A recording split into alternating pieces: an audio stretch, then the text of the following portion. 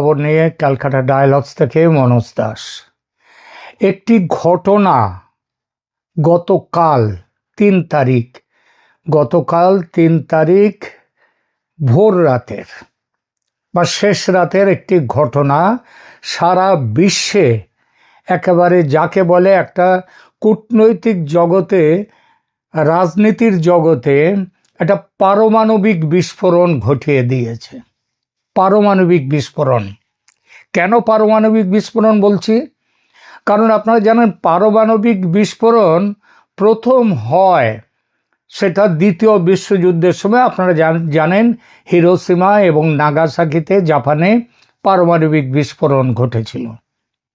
এবার তারপর থেকে আজ অবধি পারমাণবিক বোমা কোনো দেশের বিরুদ্ধে ব্যবহার হয়নি, কিংবা কোনো দেশে সেটা আক্রমণ করা হয়নি সেটা দিয়ে। কিন্তু এটাও আগেই বলেছি, এটা হচ্ছে রাজনীতির পারমাণবিক বোমা বিস্ফোরণ। সেটা কী রকম সেটা বলি। সেটা হচ্ছে যে ভেনেজুয়েলা বলে দক্ষিণ আমেরিকায় একটি দেশ আছে। এই দেশের যে রাষ্ট্রপতি মাদুরো, তাকে সেই দেশে আক্রমণ চালিয়ে, রাতের অন্ধকারে আক্রমণ চালিয়ে তাকে তার রাজপ্রাসাদ থেকে দখল করে, মানে কিডন্যাপ করে, বাংলা কথা হচ্ছে কিডন্যাপ করে নিয়ে চলে গেছে আমেরিকা। একা তাকে নিয়ে যায়নি, নিয়ে গেছে তাকে এবং তার স্ত্রীকে। তো এইবার আমাদের সেই ঘটনা যে কেন কি ঘটলো, কেন এটাকে পারমাণবিক বোমা বিস্ফোরণের মতো বলছি, সেই ঘটনাটা এইবার একটু ব্যাখ্যা করব আপনাদের সাথে। প্রথমে ভেনেজুয়েলা দেশটার একটা পরিচয় দিই। ভেনেজুয়েলা আগেই বলেছি এটা দক্ষিণ আমেরিকার একটি দেশ, এবং দক্ষিণ আমেরিকার 6th লার্জেস্ট কান্ট্রি হলো ভেনেজুয়েলা, মানে 6ষ্ঠ বৃহত্তম দেশ। এর আয়তন হচ্ছে 9,16,445 বর্গ কিলোমিটার।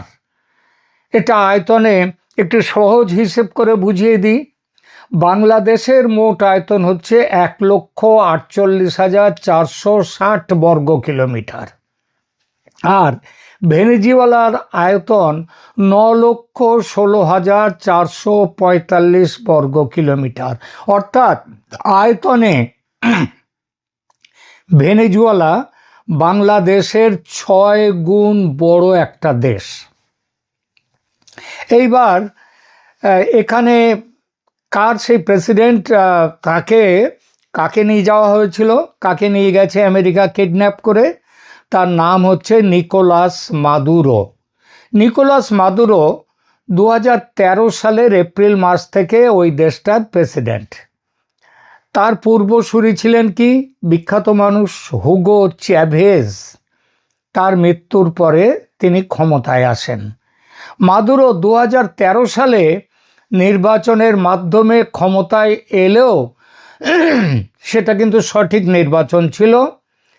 তার পরবর্তী নির্বাচনগুলো 2018 এবং 2024 চরম বিতর্কের মুখে পড়ে।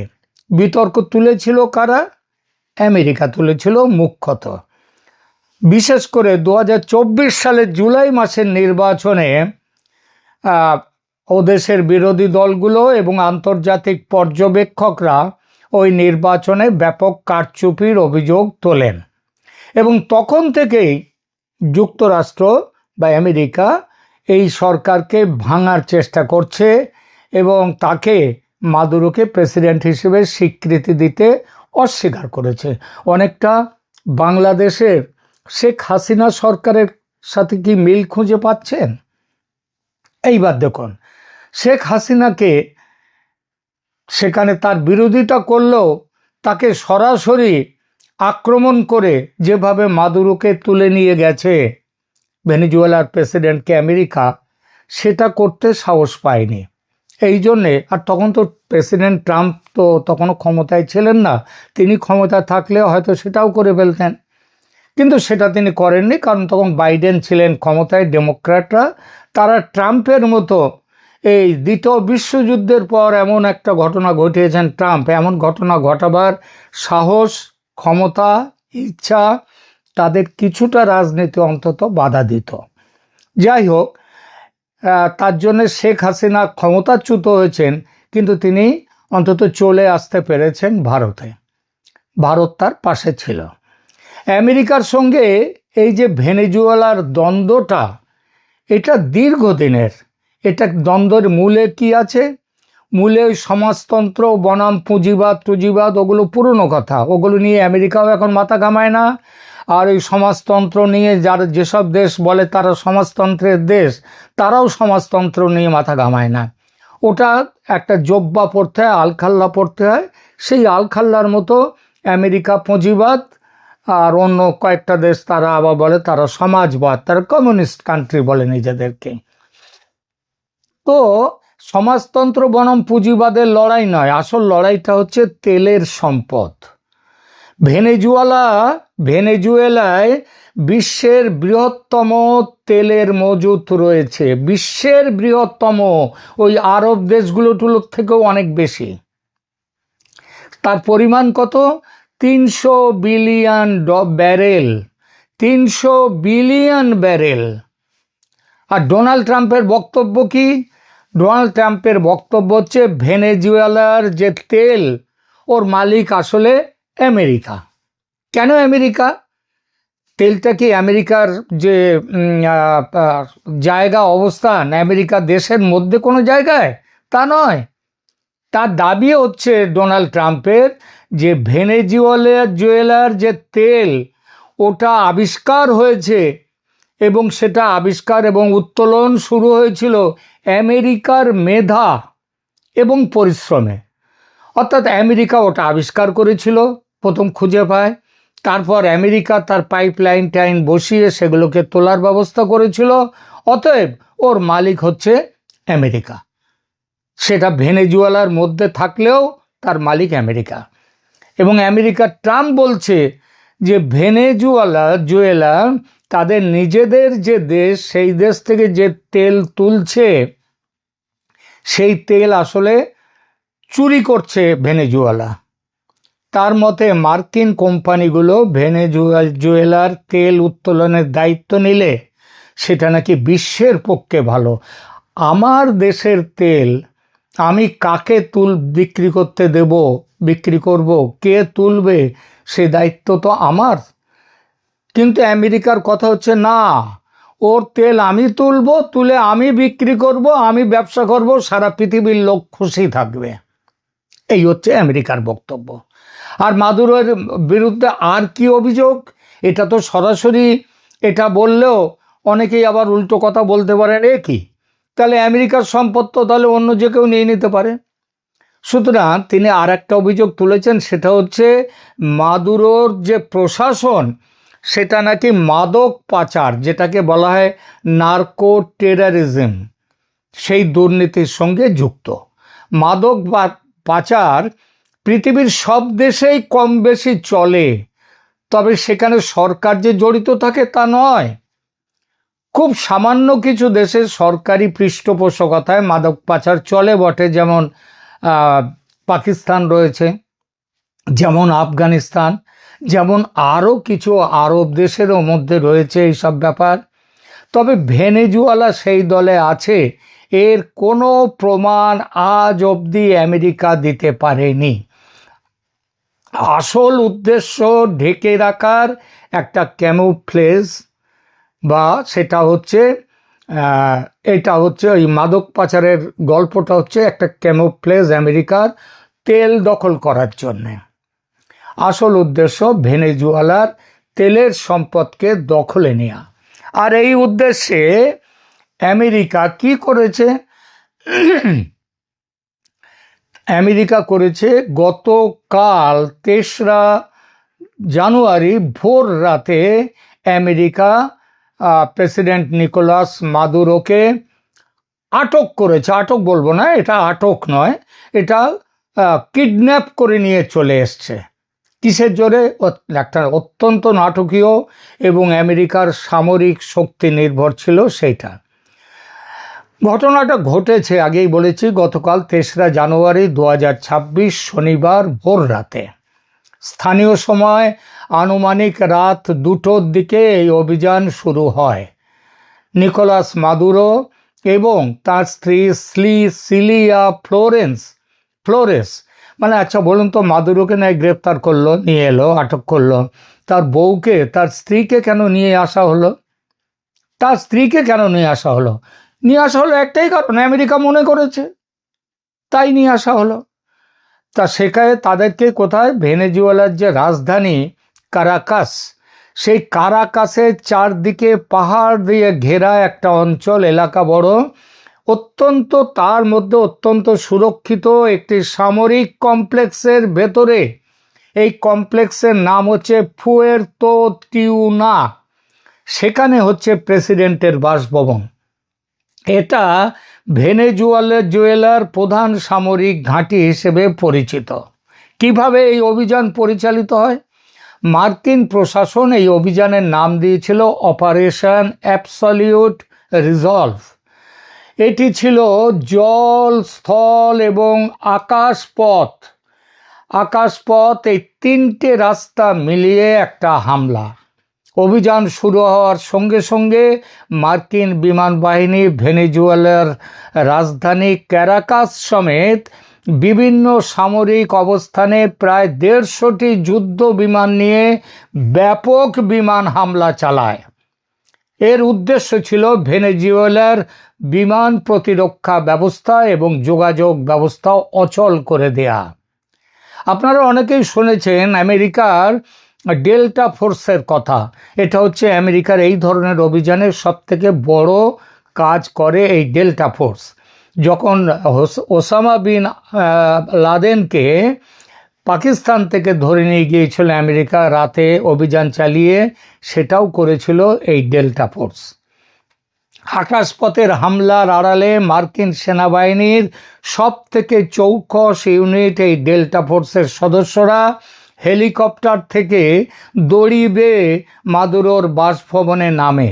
একেবারে সেই ওসামা বিন লাদেনের সময় যা ঘটেছিল তাই। তারা অত্যন্ত দ্রুততার সাথে বাসভবনের নিরাপত্তা ভেঙে ভেতরে যায় এবং তার স্ত্রীকে এবং মাদুরোকে আটক করে। তারপর আটকের পর দ্রুত তাদের হেলিকপ্টার করে ভেনেজুয়েলার উপকূলের কাছে অবস্থানরত মার্কিন নৌবাহিনীর যুদ্ধজাহাজ ইউএসএস ইওজিমা তাতে নিয়ে যাওয়া হয়। এখন প্রেসিডেন্ট ডোনাল্ড ট্রাম্প তার সামাজিক মাধ্যম ট্রুথ সোশ্যালে জানিয়েছেন যে মাদুরোকে ইতিমধ্যে একটি বিশেষ বিমানে করে মার্কিন যুক্তরাষ্ট্রে নিয়ে আসা হয়েছে। তাকে নিউ ইয়র্কের একটি নিরাপদ সেটাও বলেছেন যে একটা ফেডারেল কারাগারে রাখা হয়েছে। অভিযোগ কি? তার বিরুদ্ধে ২০২০ সাল থেকে ঝুলে থাকা মাদক সন্ত্রাসবাদ এবং মাদক পাচারের অভিযোগে বিচার শুরু করার প্রস্তুতি। এই ঘটনা নিয়ে বিশ্বজুড়ে চরম বিতর্ক সৃষ্টি হয়েছে। আমেরিকা বলছে এটা কোনো কিডন্যাপ নয়, এটা হচ্ছে বৈধ গ্রেপ্তার, কারণ মাদুরোর বিরুদ্ধে মার্কিন আদালতে গ্রেপ্তারি পরোয়ানা ছিল। আর সারা পৃথিবী ভেনেজুয়েলার এবং অন্যান্যদের দাবি ভেনেজুয়েলার ভাইস প্রেসিডেন্ট একে সরাসরি কিডন্যাপ বা অপহরণ বলেছে এবং একটি সার্বভৌম রাষ্ট্রের ওপর জলদস্যুদের মতো হামলা বলে অভিহিত করেছেন। রাশিয়া, ইরান এবং চীন এই পদক্ষেপের তীব্র নিন্দা জানিয়ে একে আন্তর্জাতিক আইনের লঙ্ঘন করেছে। ট্রাম্প প্রশাসনের দাবি তারা মাদুরোকে গ্রেপ্তার করে আমেরিকায় নিয়ে গেছে, কারাগারে বন্দি করেছে, তার বিরুদ্ধে আদালতে মামলা আছে। তাহলে একটা প্রশ্ন আসে যে পৃথিবীর অন্য দেশে অন্য কোনো সরকারের বিরুদ্ধে মামলা করে, ধরা যাক একেবারে উদাহরণ দিয়ে ধরা যাক যে ভারতে যদি বাংলাদেশে এই সন্ত্রাসবাদ, সেখানকার মাদক পাচার, সেখানকার হিন্দু হত্যা ইত্যাদি নিয়ে যদি ভারতের কোনো আদালতে মামলা করা হয়, তাহলে কি ভারত সরকারের দাবি এবং তার কি এই অধিকার জন্মায় যে বাংলাদেশে ওই রকম আমেরিকার মতো হঠাৎ আক্রমণ চালিয়ে প্রেসিডেন্টকে তুলে নিয়ে আসা, প্রেসিডেন্ট নয়, ওটা প্রেসিডেন্ট ছিল ভেনিজুয়েলা প্রেসিডেন্ট নির্ভর, কিন্তু এখানে হচ্ছে যে প্রধান উপদেষ্টা, যার পদমর্যাদায় প্রধানমন্ত্রী, তাকে যদি নিয়ে আসা, এটা করতে পারে? দেখুন, এই কথাটা নিয়ে কিন্তু ইতিমধ্যে ভারতের সামাজিক মাধ্যম শুধু নয়, সরকারি মহলেও কিন্তু এবং প্রতিরক্ষা মহলেও কিন্তু তীব্র প্রতিক্রিয়া এবং আলোচনার সৃষ্টি হয়েছে ঢাকার। এবং এই আলোচনাটা কীরকম? ঢাকার যমুনা, যেখানে প্রধান উপদেষ্টা থাকেন, সেই ডক্টর মোহাম্মদ ইউনূসকে তুলে আনার কথা বলা হচ্ছে এই রকম একটি আক্রমণ করে। আমেরিকা যেভাবে ভেনেজুয়েলাকে, এবং আমেরিকার যা সামরিক শক্তি এবং ভেনেজুয়েলার সামরিক শক্তি যা, তাতে যেমন আমেরিকা এটা করতে পেরেছে, ভারত এবং বাংলাদেশের সামরিক শক্তি বিবেচনার আনলে কিন্তু বলা যায় ভারতও ঠিক সেই একই কাজ একইভাবে করবার সক্ষমতা ভারতের আছে। হ্যাঁ, এটা ঠিক। এবং সেটা কি? সেটা হচ্ছে যে প্রধান উপদেষ্টাকে তুলে নিয়ে আসা, কারণ আমেরিকা তো পথ দেখিয়েছে। এবং আমেরিকার বন্ধু ট্রাম্প সাহেবের বন্ধু মোদি, হ্যাঁ, বাণিজ্য শুল্কের ব্যাপারে দুটো দেশের হচ্ছে না, কারণ ট্রাম্প ব্যবসাদার, উনি ব্যবসাটা ভালো বোঝেন, কিন্তু বাংলাদেশের ব্যাপার তো তিনি মোদির ওপরে ছেড়ে দিয়েছেন। তো বন্ধুর দেখানো পথে, বন্ধু ট্রাম্পের দেখানো পথে ভারত কি ট্রাম্পের পথে ট্রাম্পের বন্ধু মোদি কি একই কাজ করবে বাংলাদেশে? ইউনূসকে নিয়ে এলে ব্যাস সব শেষ।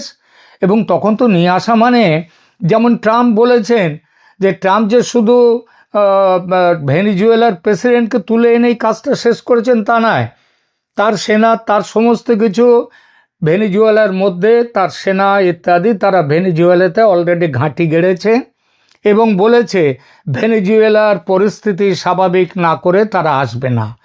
পরিস্থিতি স্বাভাবিক মানে কি? নতুন সরকার তৈরি করা। ইতিমধ্যে সেখানকার ভাইস প্রেসিডেন্টের সাথে কথা চলছে। বাংলাদেশের ক্ষেত্রেও ভারত এইটাই করতে পারে, যে কোনো মুহূর্তে একটি রাতের অন্ধকারে দিনের বেলা যখন খুশি যমুনায় গিয়ে ইউনূসকে তুলে নিয়ে আসা এবং শাহাবুদ্দিন চুপ্পু রাষ্ট্রপতি, তাকে দিয়ে একটি নতুন তাকে ব্যবস্থা করা। সেই ব্যবস্থাটা কি?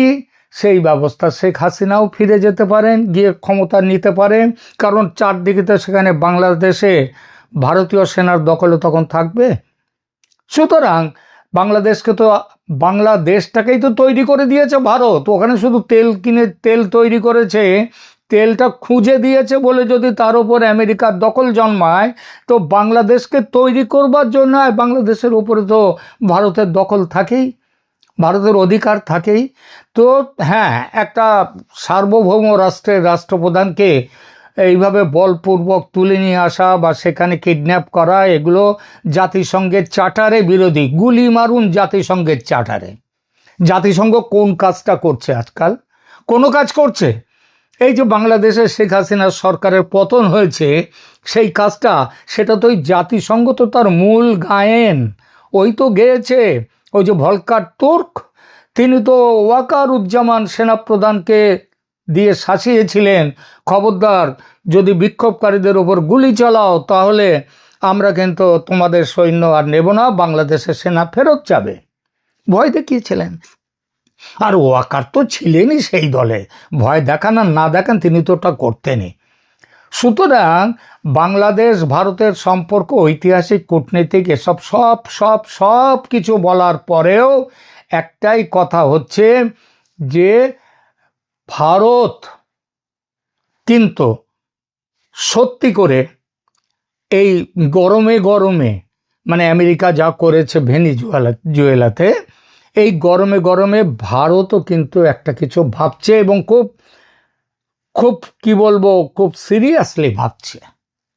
এই খবর চলে এসছে আমার কাছে, অত্যন্ত গোপন সূত্রে এই খবর পেয়েছি, কারণ এই মুহূর্তে ভারতও যদি এই কাজটা করে, ভারতের বিরুদ্ধে কথা বলার কেউ থাকবে না। ও দু চারটে প্রতিবাদ করবে, হয়তো আমেরিকা নিজেও প্রতিবাদ করতে পারে, কিন্তু আমেরিকা নিজে যে কাজ করেছে সেই পরিপ্রেক্ষিতে, ভেনেজুয়েলায় যা করেছে সেই পরিপ্রেক্ষিতে এই প্রতিবাদের কি আদৌ কোনো দাম আছে? নেই।